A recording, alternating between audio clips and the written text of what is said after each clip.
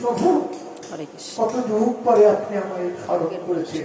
এইভাবে যদি মাঝে মাঝে স্মরণ করেন তাহলে হয়তো আপনার এই গঙ্গাচরণ দর্শন পাই, তাহলে হয়তো আমাদের জীবন সফল হবে। এইভাবে শতমুখী সহস্রমুখী সহস্রমুখী ব্রহ্মা পর্যন্ত আসিয়াছেন। চতুর্মুখী ব্রহ্মা ধীরে ধীরে চব্বিশ দিকে ঢুকে গেছে, খাটের দিকে ঢুকে গেছে। এখন সমস্ত ব্রহ্মাদের সাথে জিজ্ঞেস করলে তোমাদের কার জগৎ কেমন চলছে, তোমাদের সৃষ্টি স্থিতি প্রলয় সমস্ত ঠিক চলছে তো? গোবিন্দ সবার কাছে জিজ্ঞেস করে বললেন তোমরা যার যার গন্তব্যস্থলে চলে যাও। সমস্ত ব্রহ্মারা বিদায় নিলেন।